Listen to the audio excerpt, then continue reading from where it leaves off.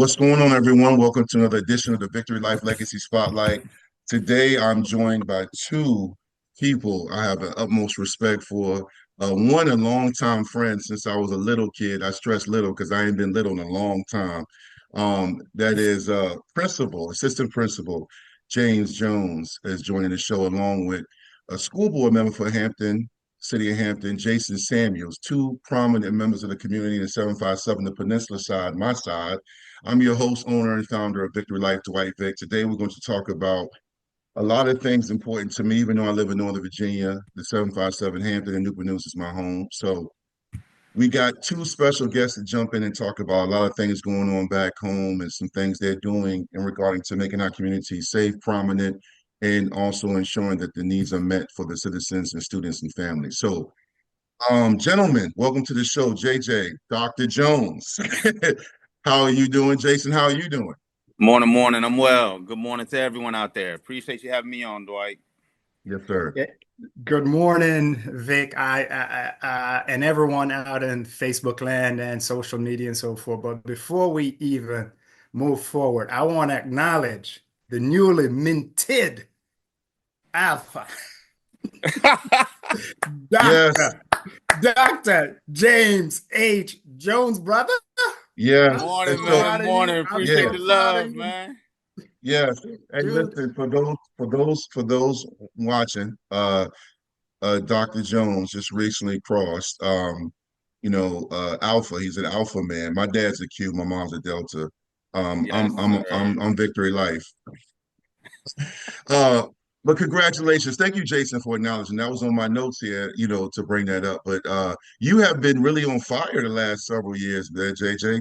You've Ooh, been, you know, you said you're checking off all these goals of yours. yeah. And I appreciate you, Jason. If I were you, and Jason, you know me long enough to know, and Dwight, of course, we've been around forever together. Y'all know I never, probably never would have said anything relative to that, man. And just for me, it's just about moving and building. Yeah, it was a goal of mine, undergrad when I was at St. Paul's College, and I just didn't go after it at that time. And then I came up with reasons not to do it. And then I was working on my PhD and I wanted to chop that down. And then I was, building my career and, doing what I did with schools and things of that nature. And then finally this year, my wife, who's been pushing me forever, she said, do you think it's time? And I was like, yeah, it's time. And so that was a goal after earning my PhD and then looking at that. And then we had some other challenges that came about. But it was still one of those things where we're like, regardless of what else is going on, it's gonna have to be in the mix of things to get accomplished. And so, like I said, I posted, the goals just keep getting checked off. And so now it's time for me to set another goal and knock that one down too. But yeah, I love you all for mentioning that. Like I said, I never would have mentioned it, man. It's just one of those things that I said I wanted to do, and I went out there and I did it, and now the real work begins with the organization. But thank you all again. I appreciate it. Oh no, thank you, man, for all that you do. That's why both you and Jason, I want to hear today. I want to dive into. I'll just stick with you, JJ, aka Dr. Jones. Um, you're an assistant principal at Denby High School, and you're working in the city of Newport News. You and I text all the time. When I come home, we hang out, we talk. You've been one of my great friends and brothers since, like, again, we were childhood friends. We grew up on off of Shell Road, the notorious Absolutely. Shell Road, where so many people come from. I want to dive into the foundation though, because Jason's esteemed wife, Dr. Keisha Samuels, was on my pod a few months ago, and she killed it. She was outstanding. You three all together have had an impact in a way, but JJ, you, me, and Keisha are from Shell Road. And the one thing I'm very proud of is that for decades, you talk about the Hampton Roads area for decades, they're the actors, and actresses, the entertainers, all these great people have come from that side, our side of the water, and the whole region. But I feel like a lot of times we don't talk about the impact people like yourself and Dr. Samuels, Keisha Samuels have had coming from an area like Shell Road, meaning we could talk a lot about, the Damon Bakos, the Allen Iversons, so many great people, Marcus Hagans. You got our brother Eric Brown, who's the head coach at Hampton High. I can name drop all day, but to be a doctorate, to come from Shell Road, we did experience childhood trauma. We saw a lot. Like we were immune to it, but we didn't know what we were around because we had a brotherhood that still is around today, and we had great families. Just talk about the foundation because before you became Dr. James Jones, you were a kid riding a bike to Quickies, going to the Absolutely. park place. We were playing against guys from the shipyard, basketball, football. For those watching, JJ's backyard was legendary. This is before, you could go to Dick's Sporting Goods and get sleeves and all that. We played on a dirt court. JJ had a boom box this big and was playing BDP, Boogie Down Productions. This is before Wu-Tang, Nas, Jay, and this is the essence. Rakim, and we were there. It was like a movie. We were living a movie. The Hey man. foundation. Can you And speak on the foundation? for real, Dwight, man, that's what it was for me. I was just telling someone the other day that when I was growing up, for me and for my sisters, my house was the spot. Like my mom, my dad, they welcomed everybody in. And when you talk about how did I get to this place where I earned a doctorate, and it was because of the support, that foundation, that system. I grew up in a 2-parent household at the end of Shell Road.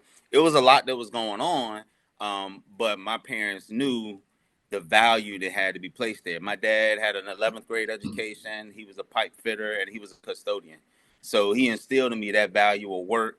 My mom was a true mom. She came home every night. She worked, but she got home at 5 o'clock. By 6:30, it was a full plate of food on the table. She would come home and make miracles happen. When I would look in the freezer and see nothing, she reached in there and saw treasure everywhere. Mm. My friends growing up, and Dwight, you know this, and Jason, I'm sure you can attest to it. We had a good circle of people. We had a good base. Nobody was perfect. We had friends that stole stuff from us, from me personally. They came in my house, would hang out, and they would steal stuff. But for the most part, my nucleus, they were into things. They were into athletics. I want to say, man, I'd go out on a limb and say I may have been the only one out of the group that wasn't an athlete in some sort, some Oh. shape or fashion. But my house was a spot. I had the pool table for a little bit. As Dwight said, I had the basketball goal with the huge wooden backboard. Because my mom and dad knew that I was safer and we were safer at my house. Walter Ford was a budding athlete from 8 years old, man. Kid was fast as lightning, man. He Yes, had Lord. Carlos, he had Dwight, and we invested time in one another. We invested time in two-hand tag in the street. We invested time in joning on one another and learning one another. In those times, it wasn't considered bullying. It was you figured out how to come back, or Yeah. well, you just took it. And so we believed in one another. We did that. So I gravitated to music. So when something came out, I was walking the T&M gift world, and the one thing I would say, Jason, and you don't know this, but Dwight will tell you, when something new came out, I loved rap music. I tell Yes. everybody that's my girlfriend. Everybody knows that hip hop is my girlfriend. And so when something new came out, the crew, not just me, I'd be like, man, this came out. T&M Gift World got it, or the Impulse Records got it. The crew, we walked to T&M Gift World. We walked Mm-hmm. to Impulse Records, and we listened to it coming back, and we listened to it 6,000 times on the court, or we listened to it 6,000 times in the pool room, or if we came in the house that night, we would play video games. You mentioned Eric Brown. Eric would get off the bus, walk down the street. Before he crossed over in the Park Place, he stopped at the house. We hop on the Sega Genesis. So the foundation is that we had good people in our homes, and they passed those values on to us, and we understood that. Like I said, like Dwight mentioned, we had a lot going on around us at times. It wasn't perfect, but we refused to buy into that and make that Yes. who we were. So when I look at that foundation, I look at my friends, I look at my family, my mom and dad, my sisters. I was the baby. They hated on me all the time, but they loved my friends. You know, and so No it's doubt. important. It's important to get that foundation in there. Yeah, absolutely. Jason, obviously, man, I met you, through your wife, but my mother is a retired educator in the city of Hampton. I mean, she's taught at Norfolk State, Hampton University. I feel like all my life I've just heard about lesson plans, Delta Sigma Theta, missionary church, all the changes with the city of Hampton and all the things. And but you ironically came down here to the 757, went to Norfolk State. You're a New Yorker. And you Absolutely. came, and, again, people that know in the Hampton Roads area, New York and New Jersey and Connecticut, there's a heavy presence of Northerners in the 757 in Yeah. Tidewater because of the HBCUs with Hampton University, Norfolk State, and also Women Marriott ODU. There's a lot of colleges there. So as JJ mentioned, growing up, hip hop was big, so there were always a lot of Northerners down there, especially in the 80s when there was an influx of people coming in from New York and New Jersey. But you came in and you had immediate impact. How did you get down here? Because again, I talked about the colleges and things of that nature, but how did you end up coming to the Hampton Roads area, the city of Hampton? And I know you went to Norfolk State, so how did that transition take place, your foundation? Well, Vic, just first, thank you for the opportunity, to be on your show, Yeah. man. You I've been a fan of yours for many years. When you played at Virginia Tech and Vic, Marcus Vick and Dwight Vick, and all of the Vicks. I follow you all guys from Norfolk State. And so my story is, kid that grew up in Alligator Pond, Manchester, Jamaica, and I'm gonna tell everybody, Alligator Pond, Manchester, Jamaica. Small fishing village, man. And I was raised by my grandparents, similar to Jay, similar stories. My yard, as we call it, yard, house, home in Jamaica was where all of the kids resided. And we played cricket, baseball, um, the original football. Okay. You all call it soccer. We call it the real football. And so and across from my house, it was this open lot.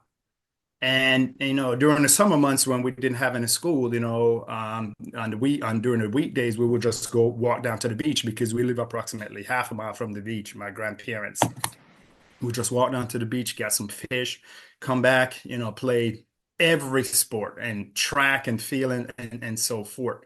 And so that's where that's the type of lifestyle we lived. And every day, Jay, man, my grandparents would cook fish, chicken, you name it. Mm, And all of the kids ate. Everyone ate under the mango tree, under the Yeah. soursop tree, under the ackee tree. We all ate, and after we finished ate, we went back playing.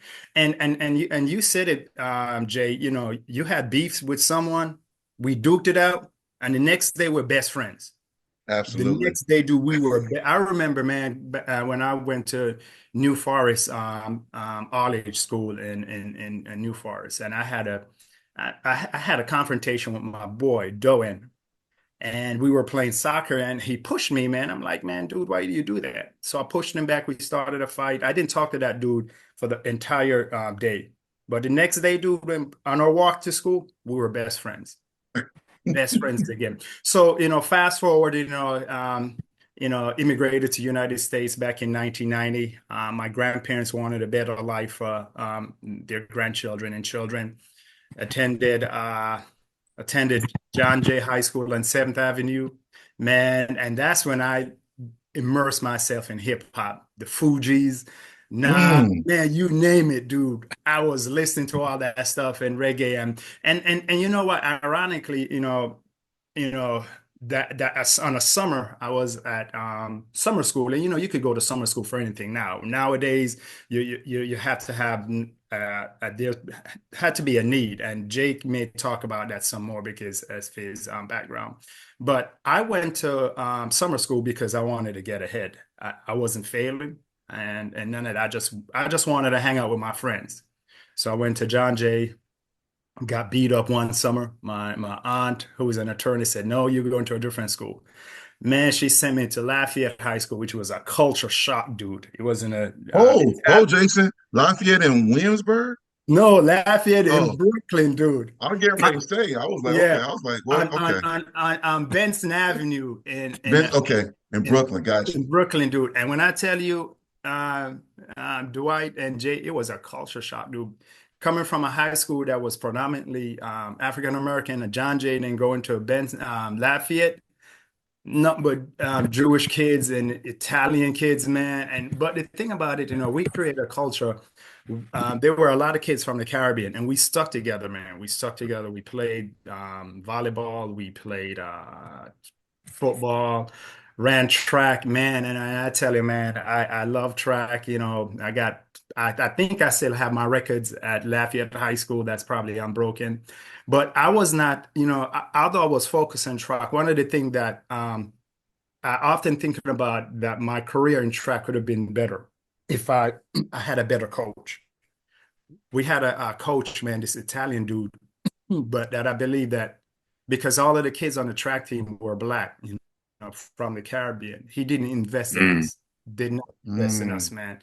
This dude, this dude would jump in his Nissan 300Z every day and just wave at us on the track field. And we did it ourselves. I remember, growing up and we had a rivalry with boys and girls high in Brooklyn. I remember my junior year in high school, they beat us in a 4x1, man. And man, I was salty. I went up because because I serve as the captain of my team, and I was salty, man. I said, man, I don't like to lose. And I went up to my other three teammates, Mark, John Orozco, and Manny Vijay, Manny.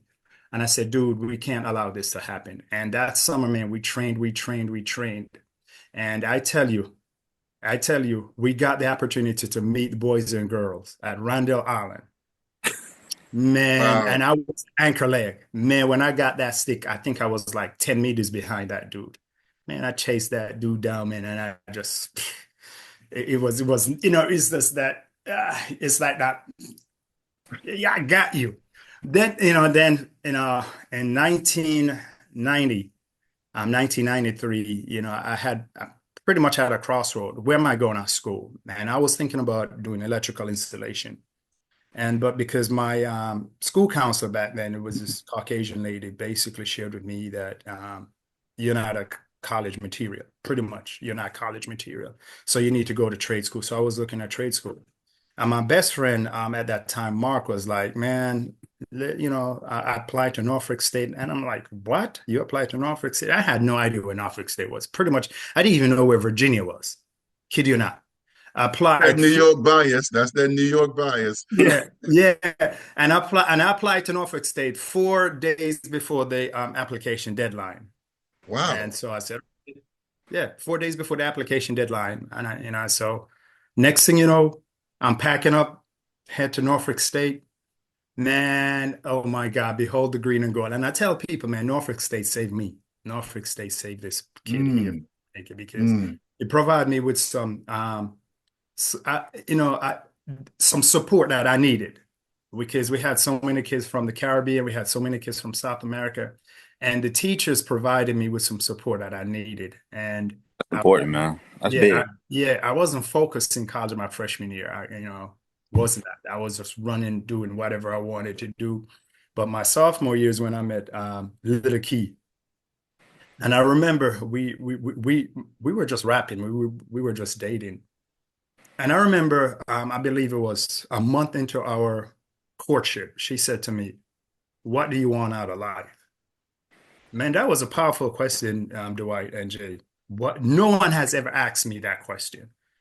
And I looked at her and I thought about it. And I thought about it for 2 weeks.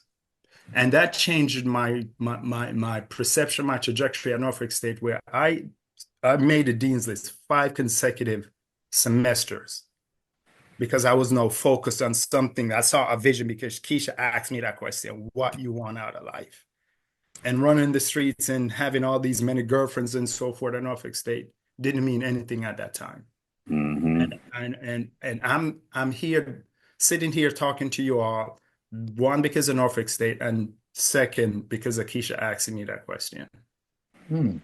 That's a big question, man. And just to piggyback off that, Jason, like that's a part of like one of the things they ask you when joining anything, and just like they asked when I show express interest in Alpha Phi Alpha Fraternity Incorporated, they say, why do you want to be an alpha? And it was essentially because a member of their organization had essentially sat down with a group of us and asked us that very same question. Like, where do you see yourself when You see you yourself. leave this campus, St. Paul's?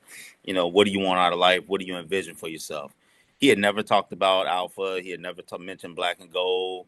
Of course, you see it around his office and everything, but he just he took a small group of us, mentored us a little bit through conversation.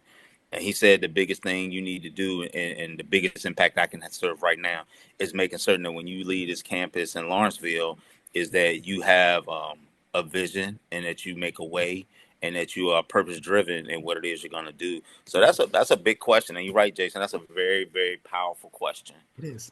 Yeah, it is. It is. And I'll just say this. I'm not surprised Dr. Keisha Sanders, your wife, Keisha said that because I've known her pretty much all my life, and I was honored to speak to her students virtually. And I watch how she conducts her classroom, and she challenges them, but they love her and they trust her, and she empowers them. So I'm not surprised she empowered you.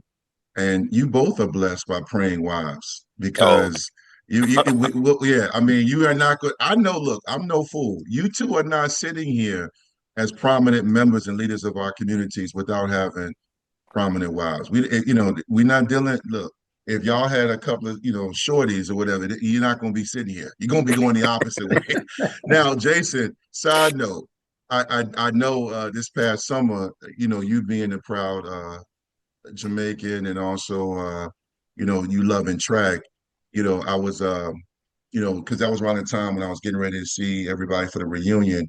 I asked your wife Keisha about how did you feel about the Jamaicans losing to the U.S. because normally y'all dominate. She said you got so mad I'm going upstairs. I'm going to bed. Yeah, Dwight, man, it was a shock, man. It was a shock to not only me, but to Jamaicans around the world, especially in Jamaica, to know that we allow the United States. And I love, I'm an American, I'm an American citizen, but I love Jamaica, and I love the fact that we have dominated that sport, the sport of 100, 200, 400, 4x1, and, and for years. But you know what it is? What it is, it's the 2 minute fraction in the track and field um, if, program in Jamaica where everyone is venturing off and doing their own thing. Whereas if they were just so committed to the unit with Hussein Bolt started with his coach, Mm, when mhm. they started branching off and having their own coaches and doing their things, they became disconnected and not as supportive of each other. mm, And the Americans took advantage of that. They took and this is just my opinion. This is not the opinion of Sure. Jason expert. I'm just saying what I have learned and observed over the years is that we are fractional in Jamaica's sport right now because it has a lot to do with money and it has a lot to do with fame. And until we get back together and as I often say, make the main thing. that's it. We will redominate the sports of track and field. But until then, if we're and just in life, if you have a family that the mom and dad and kids don't speak and don't get along, that house is going to be in turmoil. And Yeah. so and so we have the Jamaican athletes, they must get back together and be united as a team, not as individuals, not as Shelly and Fraser Price doing her own thing with her own coach, not as uh, the other, I can't remember the other young lady who ventured off and had her own team with her husband. You can't do that in sport. If sport is a team event, and if you do things Mhm. individually, man, you're not going to be successful. So Successful. that's Yeah. that's my opinion about it. That I, when they I, hey, decide, yeah, at the end of the day, when you decide to do things separately from the Jamaican Track and Field Foundation, that's what happened. well, you know what? That's a good segue because you talk about unified and leadership and also ensuring the outcome is, successful. Our schools and our communities rely heavily on you both. And Mhm. JJ, I'll start with you. Um, You are in Newport News. I lived in Newport News. I lived in Woodsong, which is no longer around, Woodside Projects. I lived at one time in Stewart Gardens when I was younger, all before we moved, even Randolph Apartments, before we moved to Shell Road in the city of Hampton. I remember I moved to Shell Road. It was our first home. And, our area is known for, Missy Elliott's and, Dwight Hollier and all the guys and women I've named and seen. I mean, Alicia Tucker's. We have so many coaches and athletes, Coach Mike Smith, Coach Bill D, God rest his soul. So many institutions, Hampton University, where my mom went to. I grew into the laboratory school, the elementary school. Obviously we talked about Norfolk State. My mom taught there. My dad's a proud graduate of Norfolk State. I love growing up in the 757. I do. However, there is also, and you guys probably saw my video I posted on Facebook during the fall last year when there were a lot of incidents going on with shootings and a lot of things going on at Darling Stadium, Todd Stadium. There was a lot of crime and shootings. And we have also been known for rough areas. Every state and every community has rough Yeah. areas, but the schools and the community rely on people like you too. So JJ, you being an assistant principal, and we're not going to spend time talking about negativity. I want to talk about things you do in the schools to help kids and families feel safe. What kind of programs you guys offer? Because, you know, if we don't have that, we lose our youth. And Very true. obviously, I have you both on because you are always, I know this because we're all friends, but also keep in contact with you both about what's going on. Can you speak on that? Because sometimes, and this is my platform, and I want to speak on, sometimes parents and other people don't know what's going on. Like they don't realize we have this after school program, we are doing this, or we have a new mentoring program, or the alphas are doing this. Can you speak on just some of the things that Yeah, absolutely, you man. guys have got going on? Yeah, my biggest thing, Dwight, is communication and a willingness Yes. to engage. Yeah. Sometimes, so we talk about trauma, and everybody suffers some form of trauma in some way, and some people have been traumatized by and within public education, and so what's happened is they're jaded, and so they take that energy and they transfer it to children, Hmm. whether intentionally or unintentionally. It does occur in some situations. I'm not saying it's all situations. I don't want anybody to receive it like that. And so what happens is there's a barrier that's put up, and sometimes the a parent will refuse to kind of drop that barrier because there's a trust issue. And so when you don't trust something or some entity, you refuse to be vulnerable and allow yourself to kind of fully engage with it. And I think that's a big piece of what happened. We could talk all day. I ain't gonna lie to you, Dwight. We could talk all day, and I know, Jason already I know. knows, as a member of the school board, about the different pieces and the different cogs that are all working, that have to work together for everything to kind of work seamlessly. And when a cog is out of place, man, it totally throws this Totally. machine Yeah. off out of track. And so schools, as a school system, I feel as though Hampton and Newport News Public Schools, as school systems, and it could be any system, we have to do our very best to be transparent and communicate. You are always going to run into situations where everyone is not going to agree, but we Mm. have to come to a term of understanding. You have to understand why we have weapons detectors at each door. You have to understand why we have a security guard that works that door for that whole time. You have to understand why when you come to the building, you need to have an ID. I'm sorry, ma'am, sir, I cannot allow you to enter the building with just your word, or you have something on your phone that says you are Dwight Vick or you are Jason Samuels. And I've encountered that. My security officers have encountered that, where parents do become belligerent, and I have to go to the door to have a conversation with them. And I don't approach that conversation as an adversary. We have to learn, and I say we because it's a partnership. We have to learn to understand that we got to collaborate. We have to work together. Some parents and some families, Dwight and Jason, it sounds like we have been fortunate to have had persons in our lives who have blessed us and guided us and educated us. That ain't the case for everybody. Yeah. So those people come to the building, those people phone in, those people post messages with the education that they have, with what they've been exposed to, with what they've grown up with. And so for me, and I have a lot of colleagues who are able to do it. I'm able to meet people where they are, and Yes. then once I meet you where you are, I kind of lay out what it is we're trying to get done. Yeah. Some people just need an opportunity to vent, and they just want to be heard. That goes to value, which goes directly to kids, because in classrooms and in buildings, children just want to be valued. They want to be heard. They want to at least, can you at least give us the appearance that you care and that our word has some type of value here, Hmm. and so people just want to be valued. I can't always speak to everything that goes on in the community. So sometimes I have conversations with my school resource officer, who's a Newport News police officer. Or when I'm at my son's school, he goes to school at Kickertown High School. I'll talk to the SRO there, because I spent 20 years, I spent forever in Hampton. I love my time in Hampton. I ain't gonna lie. So I know an abundance of people, and I'm able to have conversations with them, and they give me insight onto mindsets of people.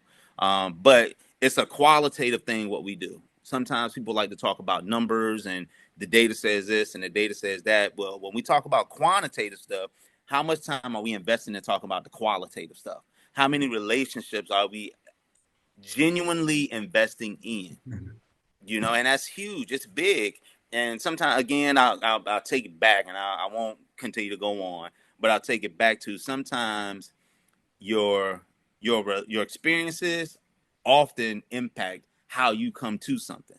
And we do have Mm. people that they've had challenging experiences with schools, and so they believe that that's what it Yeah. is for their Yeah. child. Good So job. that's what they bring to them. So we have to open this dialogue. And it's unfortunate sometimes, because as a school system, I get up every day at 4:30 because I have to be at the building by 6, and so I'm out at 2. And so it's tough for me to get a parent in between 8 and 2, because some of them are working double jobs, triple jobs. Some of them are delivering food. Some of them are driving people around. And so it's tough to get them to the table to have a conversation. Not just to tell them, hey, I'm putting Jason out of school for 10 days and I'm going to recommend him for a long term, but just to have a conversation around Patient. Jason and how we can invest in and build Jason. Yeah. Yeah. It's challenging to do that. And then, I don't know, man. Again, it's it's it's different pieces, man, everywhere. This complex machine. Schools are more than just It is. buildings with people teaching in classrooms and on a computer, man, and some kids and security staff and all this stuff, man, and the bad cafeteria food, all of that stuff. Schools are more than that, man. Schools are so much more than that, man. But people have to be willing to engage, and Yes. be willing to listen. Real quick before I get to Jason, what kind of outreach do you guys do? Not just at Denby, but just, I know you can't speak for the entire city of Newport News, but I always feel like outreach is important. I know you are very involved, but like, as far as Denby, is there something you Well, guys we do do. besides? We do your normal stuff like your parent conference nights. If there is a kid that's in in in some trouble relative to attendance, we'll do some certain meetings for things of that nature. The district will set up some nights, but Yeah. it's hard sometimes because you need the resources, Dwight. And if I told Mm, you that people weren't exhausted from investing so much of their personal time into things, man, I'd be lying to you. no You doubt. know, yeah. When I came into teaching, man, I came in and just real quick, my dad was a custodian. He got me on a. I've been a custodian. I was actually with Hampton City Schools from '94 until I left, because my dad brought me in as a custodian, and then I worked a year as a teacher's assistant, and then I got a classroom in '99. So the mindset then, and I'll be honest with you, and I'll be transparent here, coming in then, a new teacher was was so dedicated to the building and the students that if the principal came to them, if Jason was my principal and Principal Samuels came to me and said, Mr. Jones, I need you here 3 days a week, man, after school from 4 to 6. I found those 3 days. That was it. That Hmm. was it. Hmm. And sometimes I do encounter situations where I do question that amount of dedication, but it's from various things. It's not because they've been mistreated.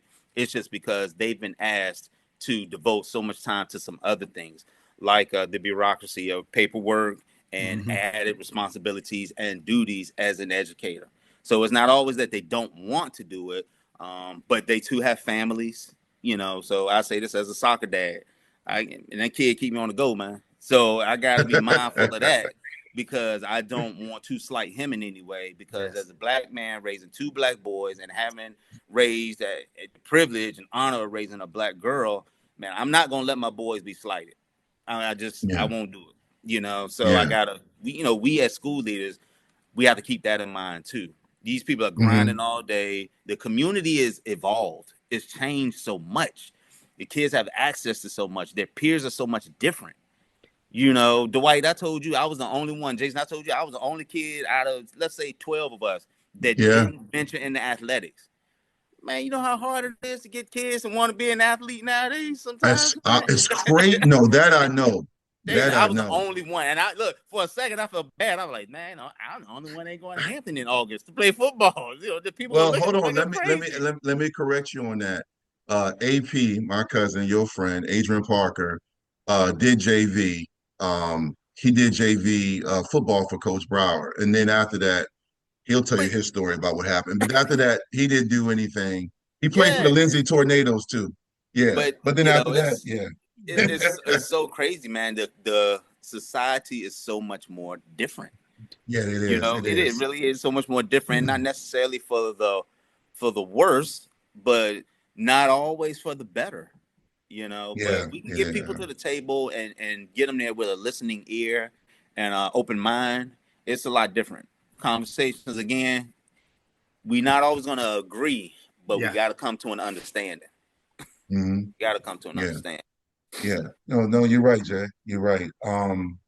And I appreciate what you do. I've learned so much in just the last 10 years talking with people like yourself, my mom, because once you have children, I have three children, and your children's in the school, when they go from like when they're little to getting in school, you start to see the challenges and the difference systems in place to ensure, but you got to follow through. You got it's a collaboration, and Yeah, the dynamics are always changing regarding the community, the budget, families, and things of that nature. And speaking of that, Jason, you have a unique perspective because you're on the school board. So you're overseeing everything in the city of Hampton. Jason, JJ is in Newport News, but you're in the city of Hampton. I was talking again when I was down there this past summer for the Hampton High, my class 30th reunion. Yeah. I'm always listening and learning. I speak on what I know. Like if we were talking like different things in sports or mental health, I'm a licensed therapist. I can talk all day, but when it comes to certain things like what you and JJ do, I listen and I learn. You're in the school board, and I was talking to your wife, and she was letting me know I had no idea because I just remember when it happened, the academies, and she told me you were integral part in bringing the academies to the city of Hampton. And just talk about your role with the school board and some of those things that you have going on. Absolutely, Dwight. Thanks, man. Uh, First, I just want to acknowledge, Jay and all the administrators that work in our school division and neighboring school division. I often said to the superintendent when, he and I talk, whether it was Dr. Shiflett, Dr. Smith, now Dr. Haynes, you can't pay me $1 million to be a school administrator because I'm being very honest and very transparent because I know the work that they do. In order to be effective, Jay, you know this. In order yeah, to be effective, you have to be on point 24 hours a day. 24 hours a day, man. It takes a lot out of you emotionally. It takes a lot out of you physically because you have multiple roles that you're playing, Jay, as a father, as a husband, as a community leader, as an administrator. It takes a lot. And I just want to say thank you. And for all of the administrators who are listening, thank you for the work that you do.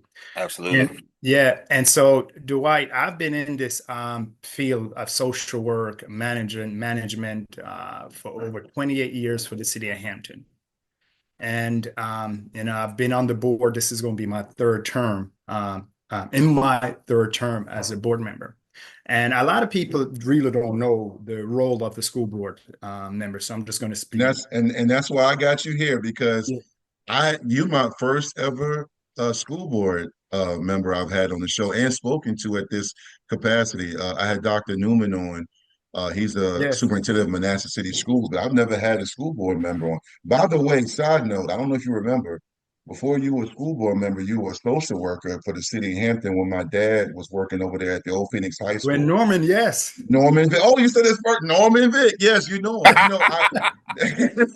That's when I met you. Yes. And I was home. I was home visiting, and you and Keisha were walking down the hallway. Y'all were both. But continue. I just wanted to bring that up because Uh, I love how I've seen both you and JJ the process when yeah. you But know now where I you are. tell you, Dwight, your dad served as a mentor to me in my early years at social services when I served as a foster care social worker. He and I would often just shoot the breeze in the hallway. He just shared with me his experiences and so forth. And people don't understand. I'm saying young people see the destination, they don't see the journey. And Hmm. some of the things that Norman would share with me, man, it opened my eyes to, the opportunity in the field of social work, especially as a Black male, the number of opportunity that reside. And because it's a field that is dominated by women, no doubt. And Yeah. so, yeah. And so is the teaching field. It's a field that is dominated by women, and then the administrative field is then transitioned to be dominated by male. But the role of a school board member is that we have three roles. First is to hire the superintendent. Second is to review and approve policy. Third is to approve the budget and work in Mm, conjunction with the superintendent and his administrative team to look at all of the line items to make sure that we are being prudent, that we are being um, uh, mindful of the funds that we receive from the state and from the local government. And because we have to use these funds wisely to promote and support our children and families. So people are always looking. And so that's the three component as a school board member. So and I'm not going to brag on myself, but my fellow school board members will tell you that Jason is very intentional about the budget. I will go through that budget line by line and have the superintendent and his executive team explain to me why are we spending this. And there are many times, Dwight and Jay, that I'm not in support of a line item. But as Jay said, we have to work collaboratively. We have to be able to work Mhm. and meet in the middle to make sure that we're doing what we say and keeping the main thing.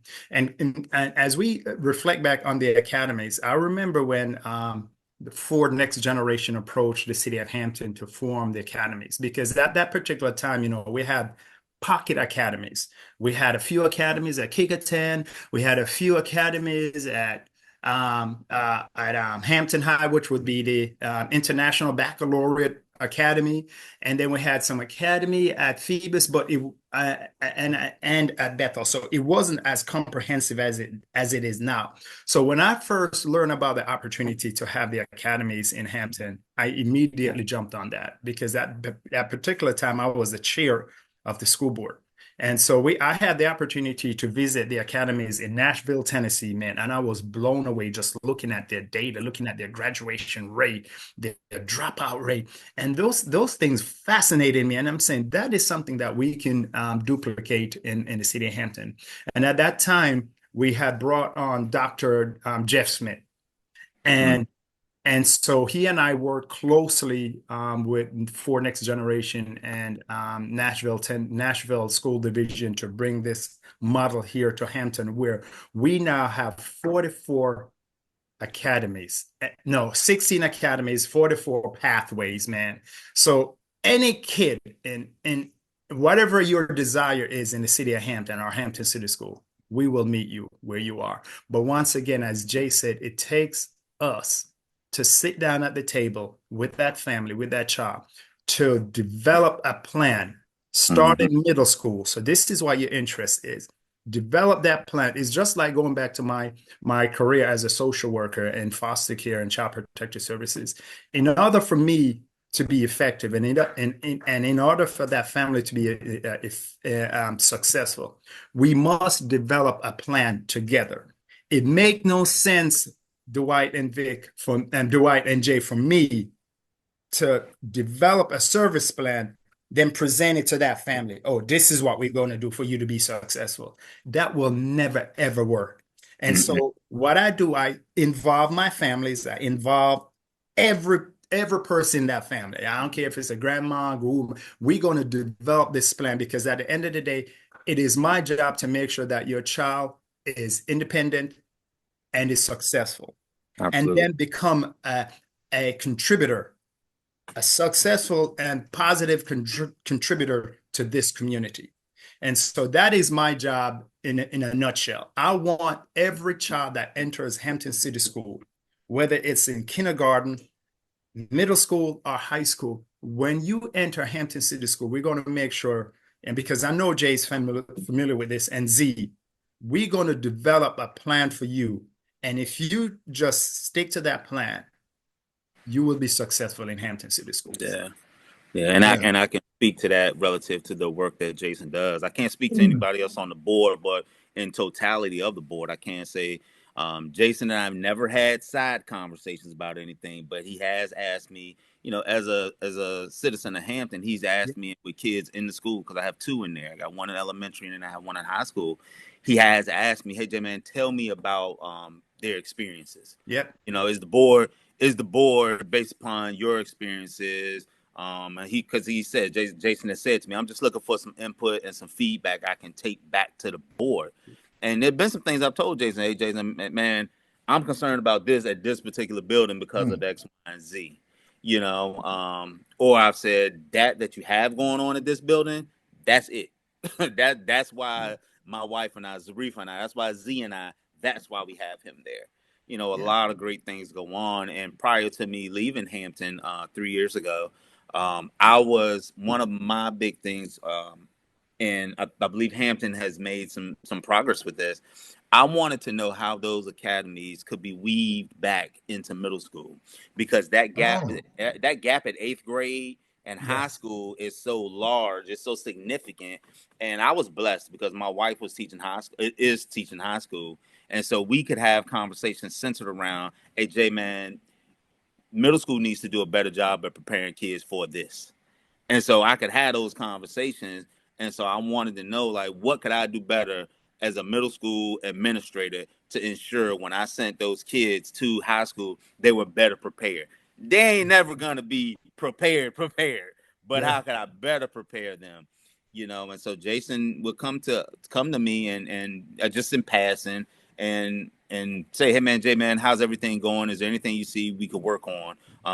What things are we doing well? And so I appreciate that. I'm certain he's had these conversations with other people also. So I don't think that's just specific to me. But yeah, I can speak to that. They are working, and Jason does have those conversations. I love that. I'm glad you're having those conversations. And just to kind of elaborate on that, in regards to this show and my question, Jason, do you still do you and your school board members, I asked JJ about Newport News and outreach and what the high school is doing.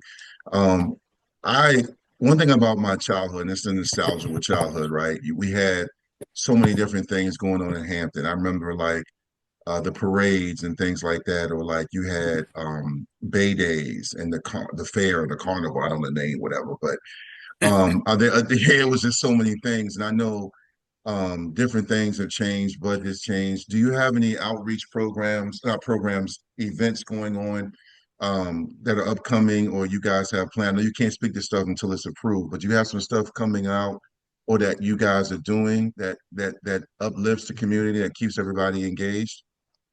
Dwight, that's a great question. There are numerous things that we do in partnership with the city of Hampton.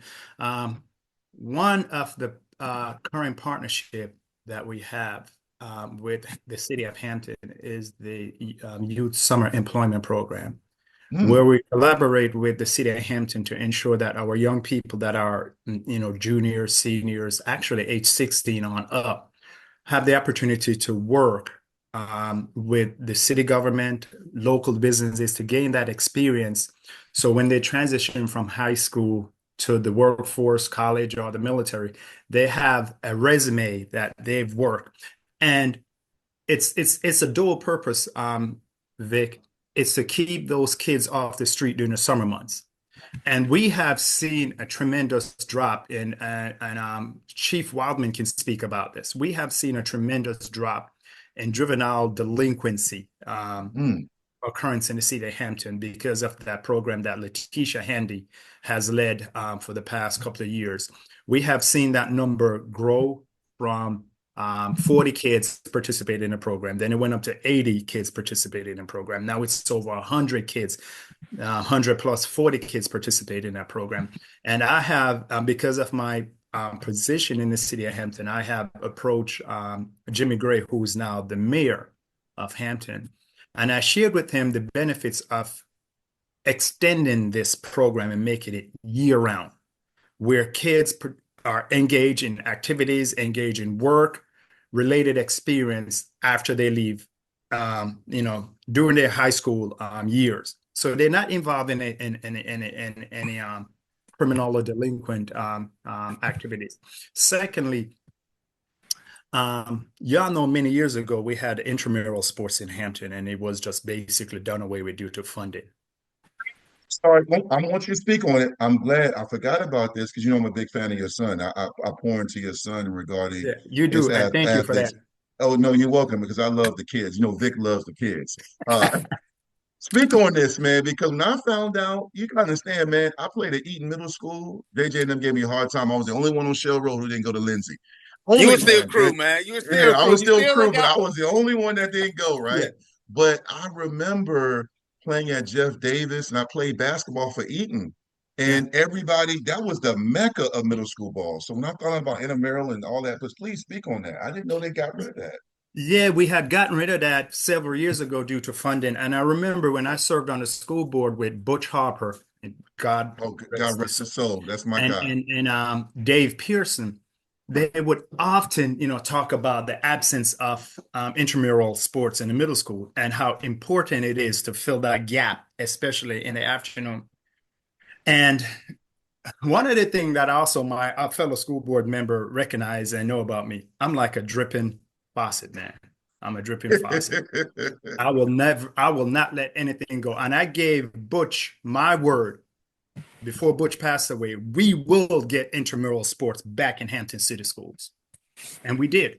I worked collaboratively with the superintendent. We worked with the city of Hampton to make sure that we secure some funds. And we started off intramural sports with, regular sports, basketball, volleyball, Mm-hmm. the real football with Action Jackson and all Yeah, that.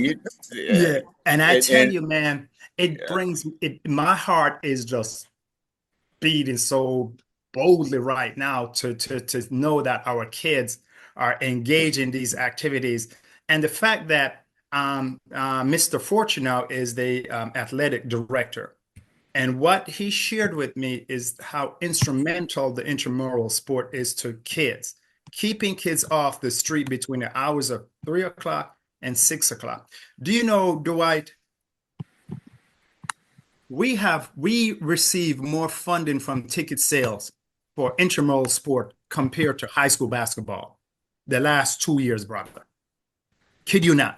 It's You it's go, it's big, man. It's a lot of it's pride. huge. Man, when you go to Caesar Tarrant, it's standing room only.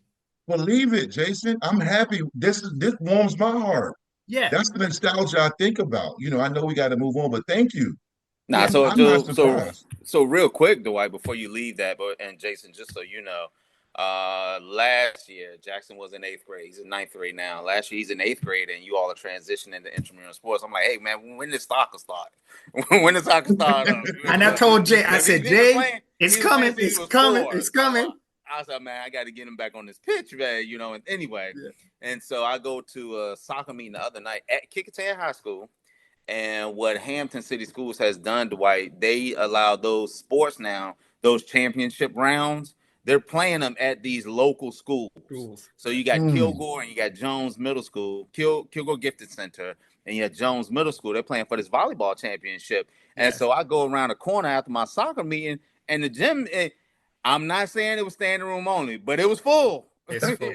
It was full, man. I'm telling you. Yeah. So I go in, it's full, and the kids have a lot of pride. They have a and lot that of pride. contributes to a positive culture and climate conducive for teaching and learning, and establishing those relationships. And it aligns with the academy approach, where now we're even drilling down further into middle school, all the way to elementary school, to introduce our young people to career opportunities.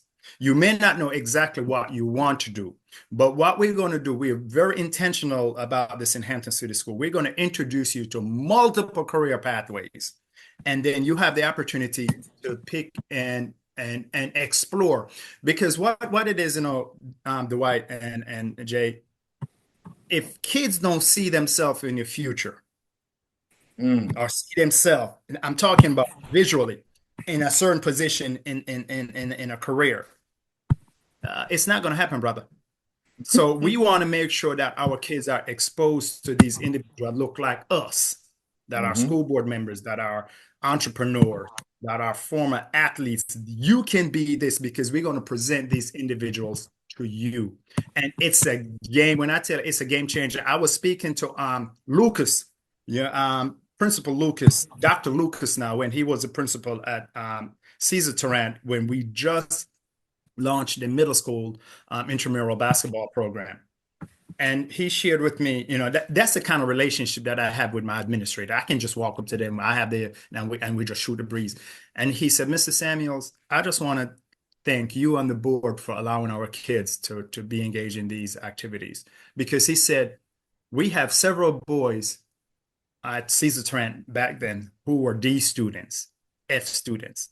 When they had the opportunity to play basketball, do you know their grades improved to C's and B's? Because it's required that you have at least a C or B to play intramural sports. And that's the carrot, Dwight. That's the carrot we have to hold in front of our young people, to let them know and hold them accountable in responsibility. In order for you to be on this team, you must maintain this GPA. And it's not that our kids can't do it. They can, but you have to show them that they can. And that's the reason why the job that Jay does, it is so difficult, but it is so meaningful and worthwhile. Yes. Yeah. And Newport News Public Schools, they do have some initiatives that they have, we have going on, man. They have youth development who works with a couple of programs. They have My Sister's Keeper, My Brother's Keeper, and they bring that in during the day. And then they have the Rise event that they have one Saturday usually. Normally it's earlier in the year, like in November, October, right around there. But they have the Rise event where a lot of people from the district come in, and then the community comes in. So Newport News Public Schools, they are putting forth those efforts. And it's just an ongoing process. It's something that's always ongoing. And they're trying to get those mentors in to speak to those kids, show them a way. And so, when they asked me a question relative to the fraternity, they said, where do you envision, or where do you see taking Alpha Phi Alpha? And I was like, making it more of a presence within the buildings. And we're right around the corner from our Alpha House is right around the corner from Jones. Like, you can see the Alpha House from Jones Magnet Middle School. And we have Project Alpha at Tarrant, so there's a lot of things, a lot of work that has to be done, because when you do the work, you want the work done effectively. You want to implement it, and you want to implement it with fidelity, and it's something that's going to be sustainable and something that's going to be positively impactful. And so that's where I see a lot of things that Alpha can do, and a lot of things that Newport News is doing, and that Hampton is already doing. So the work is being done. But I'm telling you, the tough piece, Dwight, for me, and it gets me every day. I can't figure out how to make lasting connections with the community to where we establish that bond. Yeah. That Yeah. bond, that trust is missing, man. If somebody working in public education right now, Dwight, tells you that trust at an all-time high, them people lying, man. Mm-mm. Them people lying to you, Dwight. Trust Yeah. is missing, and it's between a lot of pieces, man. But if we can get that trust going, everything that we're trying to do, you'll see the benefits of it. Yeah. Well, Because let me say, once go those ahead. kids see you on the Go same ahead. page, man, once the kids see you on the same page, they're like, there's no way around it. I will say this, and this is why I wanted you both on my platform, and this most likely won't be the last because I have so many guests I have to get to. But I love what you both are doing because it's about chipping away. It's really about chipping Yeah. away and Chipping and away. and like Jason said, the dripping faucet. Like you just got to keep going and going. I know what you're talking about, JJ, because I see it even up here in Northern Virginia. There's been a disconnect. My mom, y'all know Mary Vick. She's an Yeah, educator, absolutely. Yeah, Mary Vick but is a legend, man. yeah. So heard her, when you at home and you talking freely, I've listened and I've spoken at Norfolk State. I've spoken at Hampton High School back in 2013 or 12, and I've been at different speaking engagements. And I'm in the community, even though I live up here 2.5 hours away. I still come home and I hear about the challenges. I think it's just about what both you guys are doing, and both what your colleagues are doing. You just have to keep chipping away. I'll say this, and I'm sure you both would agree. When I come back home, I see a lot of new buildings and restaurants, and I hear about Jason's programs, but I also recognize that I'm almost 50 years old, and I know it's a different time. I remember I tell my kids we used to ride our bikes, me, JJ, Dominique, Austin, Pete, Rashad, Brett, Mhm. Adrian, Milo, Walt. It was like, we were like the Wu-Tang Clan. We're still tight now. We would Yep. ride our bikes from Shell Road, Greenbrier, all the way to the waterfront of Newport News. And be gone all day. I had to come home when the street lights came on, or my mom would pull up. But but now it's different. I mean, there's different things going on. You know, I it's just different challenges, It from is. it's just hard, man. Like Eastern Newport News in general is a great city and Hampton as well, but there's different challenges compared to when I was a youngin'. So I think the critical part for people like yourselves is to continue to evolve like you're doing. Be aware of the different challenges. I'll say this, when I released my video in the fall, which prompted me to get you both on about the incidents going on at Darling Stadium, I will say this, the city of Hampton responded. And I'm not saying my video was the reason, but I know it got back. And a lot of people where I went to the Bethel Heritage game or Woodside game a few months later, and it was a beautiful day, and nothing happened. So there was response. The response often doesn't get promoted or advertised as much as the problem. That's why I have you both on to promote a lot of stuff going on because I have a platform. This is going to get a lot of views when I run this. So I do know how this works. And I'm going to keep doing that. A few months ago, I had on Billy Wood, Eric Wilson, Marcia Edwards. These are all people in the community, Heidi Brzezinski, all people who've been teachers of the year and also members of Hampton City Schools as far as educators and principals. So Yeah. I'm gonna keep using the Vicktory Life Legacy Spotlight to promote that. But it's hard work, JJ. It's hard, but you both are built for it. On a funny note, you guys, y'all take it for granted, but if I was Dr. JJ or if I was in a school board like Jason, y'all couldn't tell me that I have a flag on my car, like dude from Coming to America. When he pulled up, the dad with the music playing in the rose petals. I'd be like, yeah, this is school board, Dwight Vick, man, but it's good that you guys walk in humility because I think that helps you both connect with the community. Speaking of that, JJ, I'll stick with you. You talk about the challenges, and we admit that the essence of kids are still kids, but the challenges, the external factors are different. Um, Whew. how do you, how do Huge, you, man. how do you, what is just, I want you to elaborate a little bit more on that. Now I'm gonna get you, Jason. I know you both take pride in your job, but let's keep it authentic. What is the benefit of what you do, JJ? And what is the ongoing challenge besides keeping the connections or trying to stay connected? What do you love so Well, much about man. what you do? And then what's the hard So, part? oh man, I love first and foremost, I love people. Anybody who's ever been around me, you grew up with me, man, I love people. So what I'm gonna do is I'm gonna do what I can to make certain that everybody is in a vibe mood. That's exactly everybody. We just got a vibe in the same environment, the same climate and culture. We got to keep it positive as we can, while keeping it as authentic and real as we can.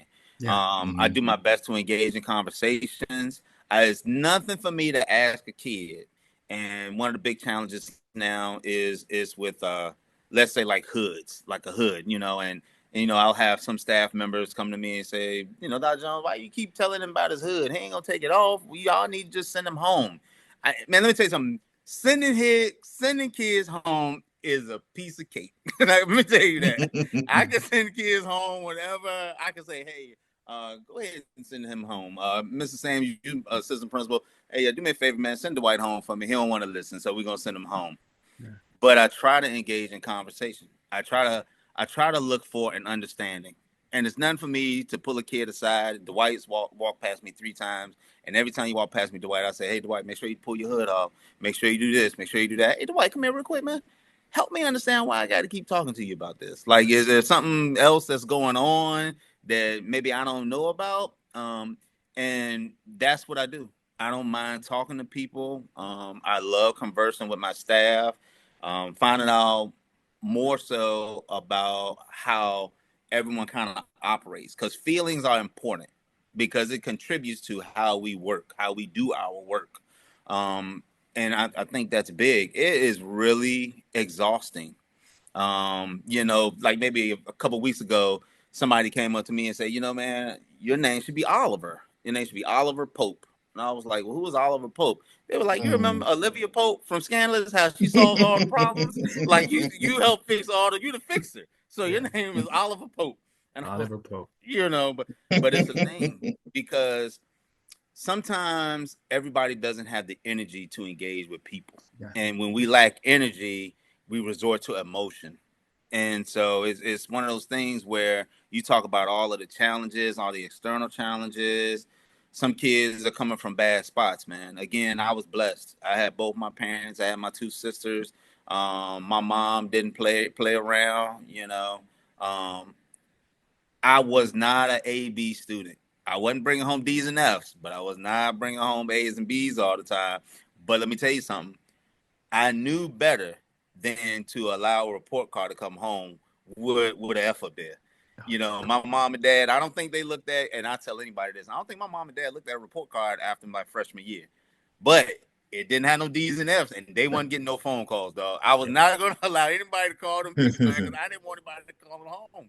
And I don't know sometimes if that value and those beliefs are instilled in some homes as we would like them to be. And so it's up to me to serve a servant leadership role. It's up to me to serve and try to transfer that to kids, and to some adults. And it's a tasking job. And we have plenty of staff in Hampton. I work alongside some great people, and in Newport News, I work alongside some great people. But ain't no staff perfect, man. You have your deficiencies, man. And so it's like Jason alluded to earlier. If you want to be effective, this is what you got to do. This is the work that has to be done. And so those challenges are tough. And I also, Dwight, what I don't do, Jason, I don't dwell on anything. If something goes on, if a challenge comes about, then I take that, I pocket it, and I know that that's what we're dealing with. So now that we got that acknowledged, let's make sure we keep working. Because there's no need in us dwelling on it. No doubt. No, that's a great point. And Jason, pretty much the same question I have for you, man. How do you maintain the motivation? What do you love about it? And what are the challenges? And before you answer that, I'm gonna tell you both this, and I told this to your wife, Jason, when I was talking to her students a few months ago when she allowed me to come on virtually and speak to them. I feel like people in our position in the human service, social service, educational, mental health field are superheroes. February of 2024, I was the keynote speaker for the Newport News Department of Family Service.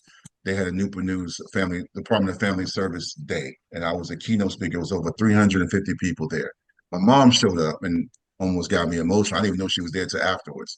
And I told them the same thing. I said, because we go into the city of Newport News in Hampton, and we go into some of these schools and communities where many times we're not trusted or welcome, and we go in to motivate, encourage, and help, despite not having any pepper spray, any guns, anything. We are in there helping, right? And Jason, you are on the school board, and you're encouraged to do, like you said, manage your budget and hire, do all those different things. How do you stay motivated, and what keeps you encouraged? And also, what's the challenge? Because everybody doesn't, as much as I'm celebrating you both on here, everyone doesn't always feel like you understand what they need in their particular schools or community. So how do you keep that work-life balance? Yeah, man, it's a challenge, and everything that we do is a challenge.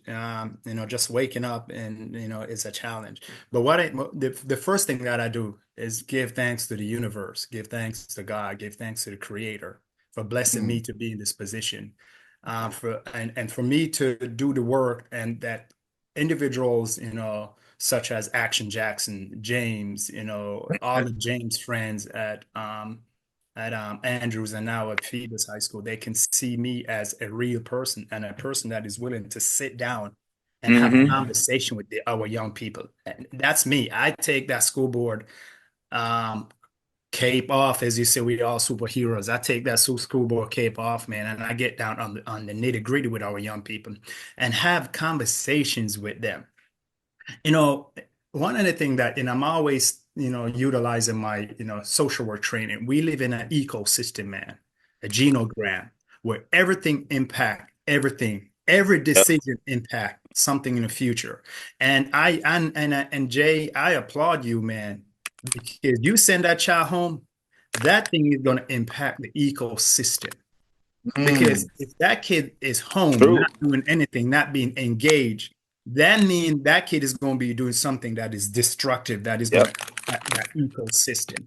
So if we look through the lens of the ecosystem and the genogram, every decision we make have a ripple effect. And I want to be in a position when I make a decision, I engage in a child, I'm engaging that child in a positive manner, where 10 years down the road, that child is going to come up to me and say, Mr. Jason, Mr. Jason. I'm like, who are you? Yep. Sometimes we have to pat ourselves on our back, man. When I worked as a social worker for many years, I mentored this family, man, when I tell a dysfunctional family.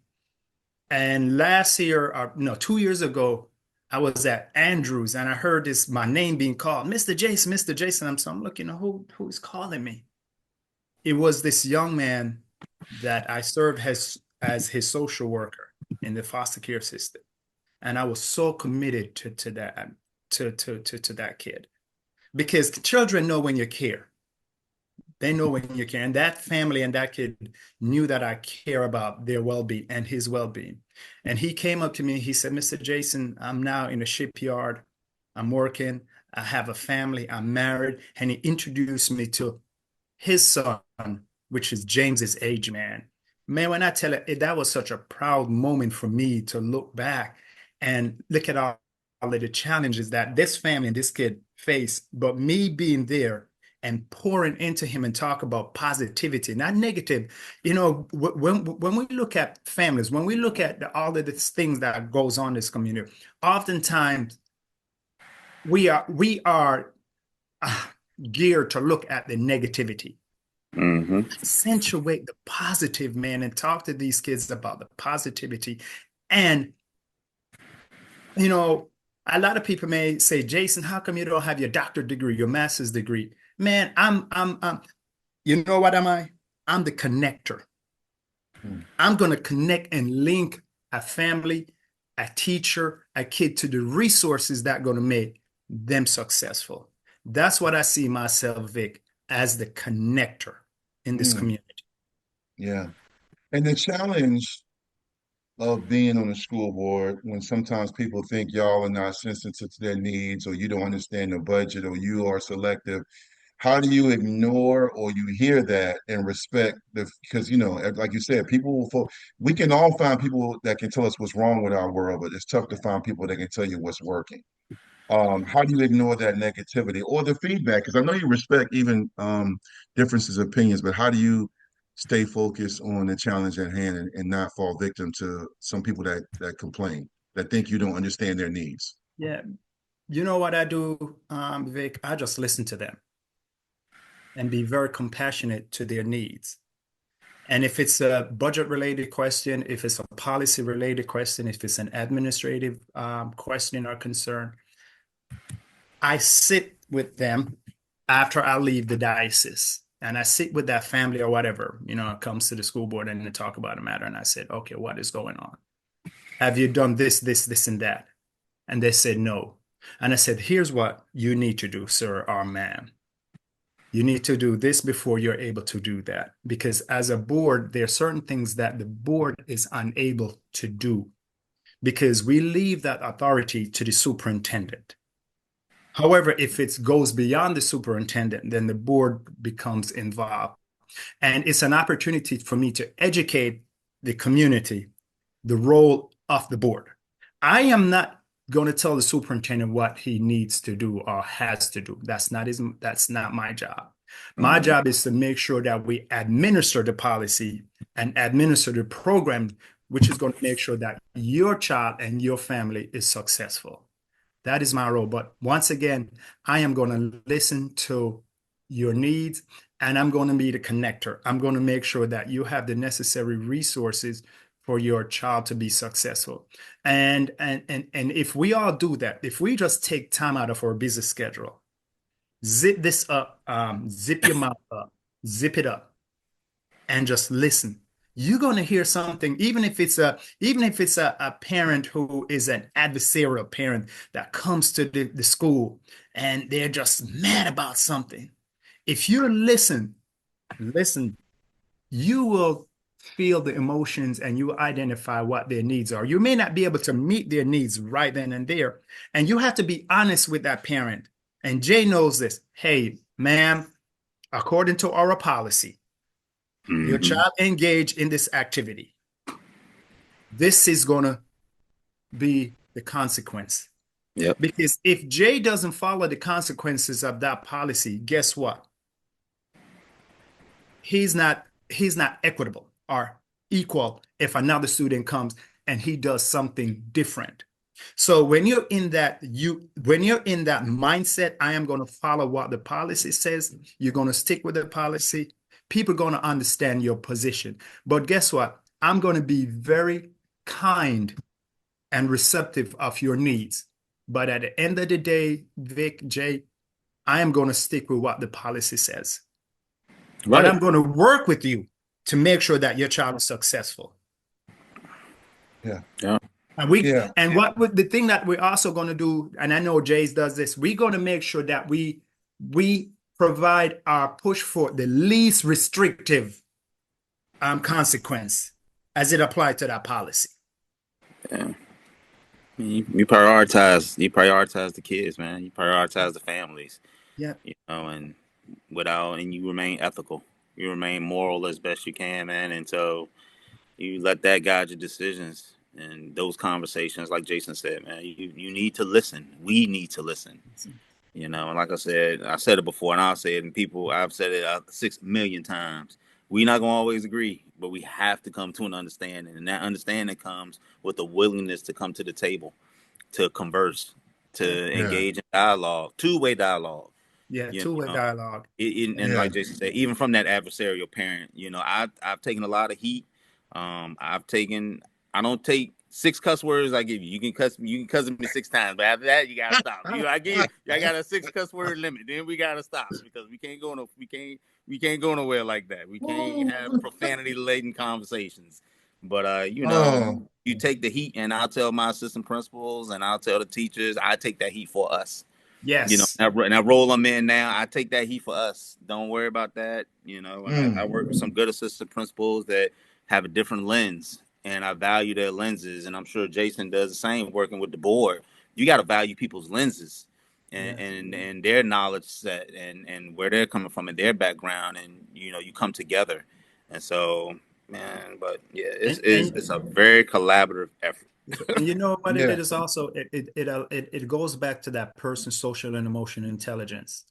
Their social and emotional intelligence may not align and as mature as it should be because they're speaking from a limited perspective. Yep. And Jay, with his position, is able to now de-escalate, minimize that frustration, and say, okay, this is how we can meet in the middle, Yep. Miss X or whatever. Yep. Here's what I can do. But once again, the Hmm. onus is also must be on you as the parent. How Hmm. can we work together, collaborate together to make sure that Junior is successful? Yeah, no doubt. And speaking of that collaboration process, we've come to the end of our show, but before I sign off, I wanna, because you guys have been phenomenal, and we've dove it, we dove into a lot of stuff today, and there's more I want to get to, but I know we can't go for hours and hours, and I have work to do, but I do want to talk about the work you do, and I want to end the show with allowing you both to speak on the work you do in regards to the people behind the scenes that help you. And this is the part I want to allow you both to shout out. So Jason, I'll let you go first. And then JJ, you next. I want you to shout out, how back in the day when the 103 Jams was popping before XM radio and all this stuff, you used to have the roll call. They used to say Naughty by Norfolk in the house, P Town in the house, H Town in the house, and they would roll call and you would just shout out everybody. I don't want to take it back there, but I do think recognizing, as the saying goes now, give people their flowers. I wanted you both want to give you both your flowers. I saw JJ about a year ago. My son was a senior at Patriot High School, and we all showed up. Me, him, Myron Newsom, DeBaco. Yeah. It was a family affair. My mom even got emotional seeing us, so we took a big picture.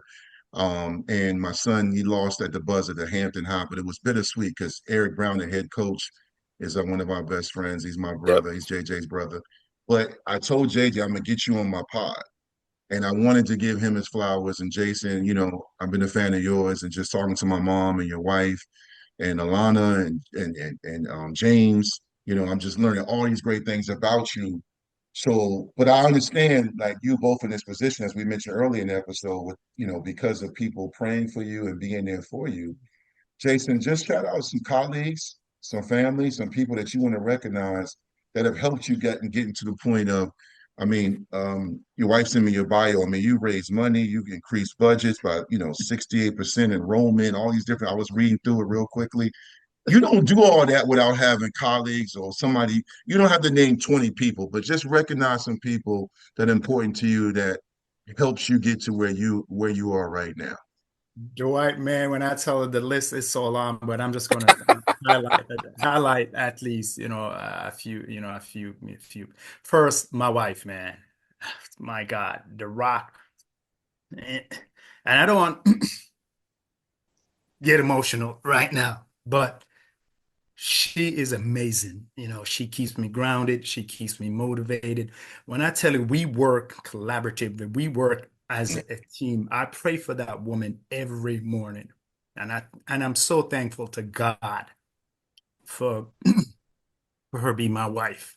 I'm so thankful to my daughter Alana, who's walking in her mother's footsteps. Yes, I'm she so is. thankful to my son who is so humble, who's so smart, man. I'm like, and I know he didn't get that from me. He got that from his mother, but he got his work ethic from me. And I also want to, acknowledge, man, although she's no longer with us, Dr. Mary T. Christian, my Mm. mentor, my rock, who supported me early in my, career as a school board member. Wanda Rogers, who served as my supervisor at the Department of Human Services. Walter Creedle, who is no longer with us. He was the director for Human Services. Barbara Stewart, man, my supervisor in Adult Protective Services. Those are the individuals that really I'm standing on their shoulders, man, because they were instrumental in my career.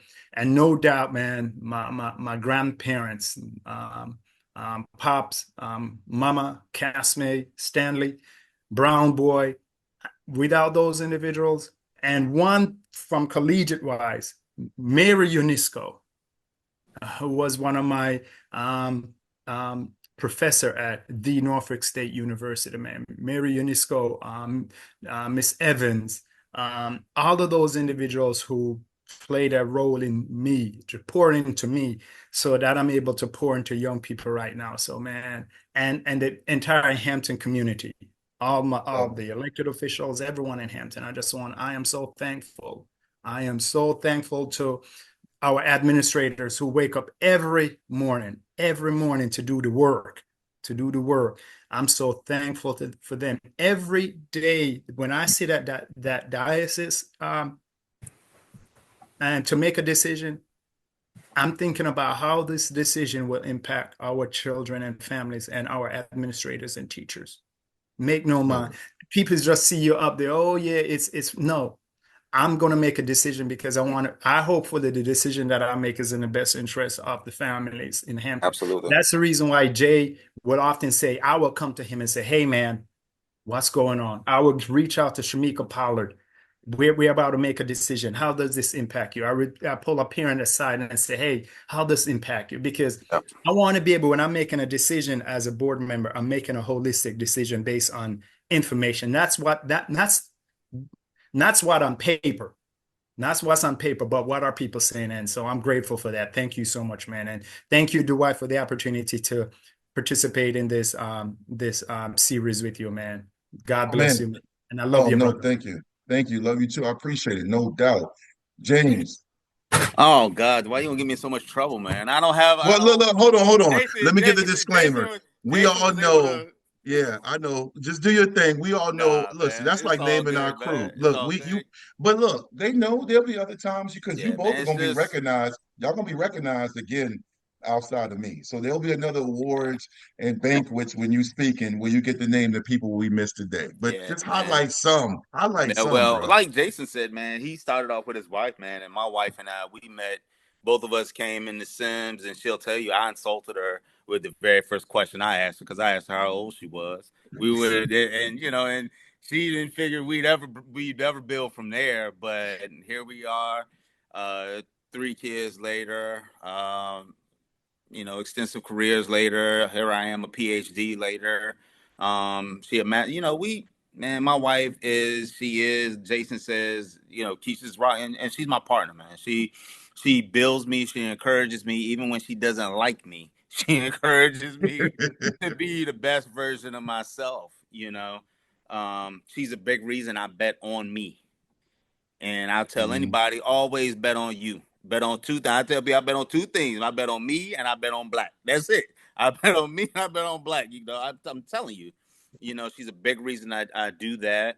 My daughter, which is crazy because I had my daughter when I was 19. So essentially my daughter and I grew up together, and Mm. she'll tell you I wasn't the best father, but I also tell her that I'm not doing, I made some mistakes as a parent, we all do. I say, but I'm not doing too much differently because I know the vision I had for you.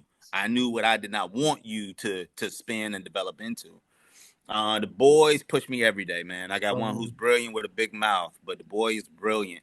And then I got another one who is so ultra talented, and he too is intelligent.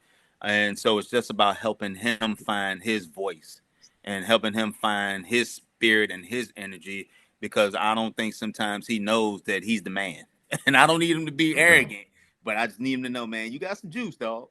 You know. Yeah. I go back to my sisters, my dad, my mom. My mom when I was trying to pass my praxis at one time. I had to take that praxis 4 times, and one time I didn't pass, and I told her I missed it by 4 points. She said, "Well, it look like you gotta take it again. So what you gonna do?" She was always like, "Make it happen." She didn't want to hear, "You're not gonna wallow in that. Yeah. You didn't do it, so you gotta do it again until you get it right." And then my dad and his work ethic, and he too, like I said, man, he when he realized that I had my daughter on the way, he said, "Well, we got to get you working." So you're gonna go down to plant services on Monday. I told the guy, you coming down there, he gonna tell you what you're gonna do. And so he wasn't for it, and so he said you're gonna finish up school, you're gonna make sure this baby's taken care of, and and that's just what we're gonna do. And that's what we did. I didn't raise Quayla on my own. My mom would go get her during the week. My sisters had her. I ain't had to do not know how to do no hair, man. They was doing her hair and everything like that.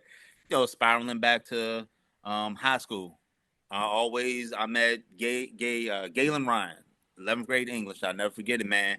He called me and God bless his soul, Tion Baker. He called us Fred and Barney from the Flintstones. He was in his English class in 11th grade. But I fell in love with American Lit, and I fell in love with Hawthorne. And so then I took it and it spiraled up to senior English, and I had John Scott.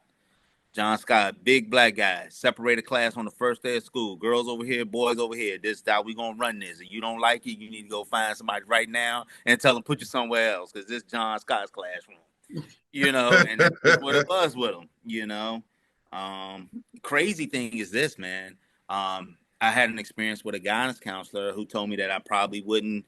I probably shouldn't look to go to a 4-year college and should probably look at investing in a trade. And in flipping that around to now, that was essentially motivation. Yeah. And so I appreciate her for that encouragement also. My homeboy Raj, that's my guy. Everybody knows. Raj. Yeah, everybody knows me, knows Raj, man. So he and I have been connected at the hip since 7th grade. Lloyd Tucker, who always keeps it a buck. First thing he says when I call him is he cusses at me. But that's just what it is because he's stupid like that. My But teammate. yeah, but it's been a host of people, man.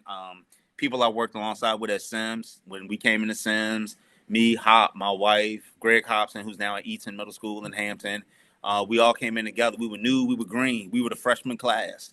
It was 13 of us. They had 13 new teachers that year, and my Woo. wife was part of a whole new team.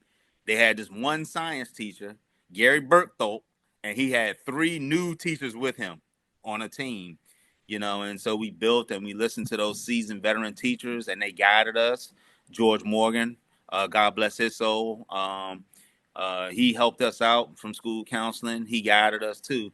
I mean, man, it was just a host of people, man. Those teachers that my dad, because I was at Sims, my dad was a custodian at Sims. So everybody knew coming in, that I was coming in and who I was. Your dad speaks so much about you and X, Y, and Z. Teresa Brown, who was at Sims, and she's retired. Stephanie Sutton, who, along with Anthony Woods, who was a principal at Sims at the time, they rolled the dice on me. They rolled the dice on my dad. And so I appreciate those. I appreciate those individuals for betting on me. No And so, doubt. yeah, and it's been a lot. It's been a journey for me. I didn't go to school. I graduated in June '93, but I don't go to school until January '94. So I spent a semester doing what we encourage kids not to do. Don't take that gap, the gap semester. Don't do that. You don't want to do that. But I did that.